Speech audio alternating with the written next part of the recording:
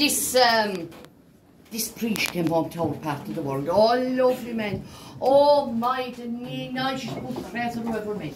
He was out in the foreign missions. You might know him, Nora. He was out in the foreign missions in Kulaki or Malaki or something like that. He was out there, he must have been maybe 30 years out there. And he arrived home and showed the shot at your priest. Now, did he set up at home? And sure, by God, sure, he was a lovely man and everybody was very fond of him. And you know, he'd go to the bar and he'd have his drink, normal man like everyone else. And you know, we got talking to him one night and we were saying, like, do you know, it must be an awful change for him altogether to go out to such a land like that, you know, 30 years and these people. And he said, oh, they were grand people.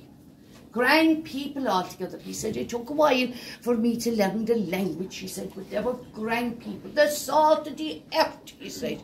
There was a chief there, he said, and he had about 9 wives, he said. But he was a lovely man. Now, I tried to wean him off a few of them, but I didn't succeed. You know, we did our best through the years to bring Christianity to it. Lovely people altogether, he said. And we were saying, I sure must be delighted to go back in, you know, regular kind of place. Oh no, he said, I miss it. Oh, the call came awful sudden, he said. The call came awful sudden that I had to come back home to my own diocese, he said. I didn't want to come at all, to tell you the truth, he said. And I really had fallen down my job, he said, because even though, you know, we brought a lot of good works and prosperity to the place and Christianity to the place, he said, didn't I leave out one big job? I never taught him English, he said. So he said, the fella after me going out now, sure he's stuck, he said.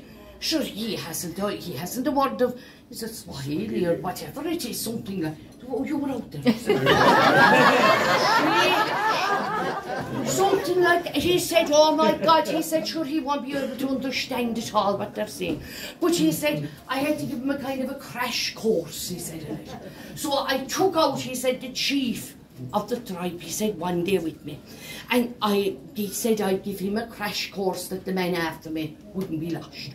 So we were walking away and he said, I made it kind of simple. He said, like, you know, 3, and the chief would say 3, and son, and they saw a lot of that out there. And the chief would say, son, river, and the chief would say, river. And we were walking along and we were doing great and the chief was doing mighty, he said, until we came to this thicket of bushes, he said. And I said, bush. And the chief said, bush. But didn't we hear commotion behind the bush?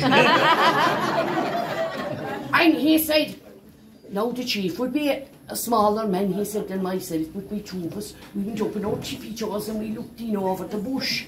And there was such a couple inside the bush and they were getting very romantically involved all together. And I did think fast and I said, riding a bike. Well, with that, he said, the chief put his hand back there and he pulled out of his little pouch this little thing to be like a whistle without the top of it now. And he put in this little dart into the whistle and he went, whoosh. He killed your man inside the bush. Oh, he said, I went mental. I said, my 30 years that I had served there, stopping him from all these things, and there in front of my eyes that he killed this man. And I said, why did you kill this man? He said, he ride my bike.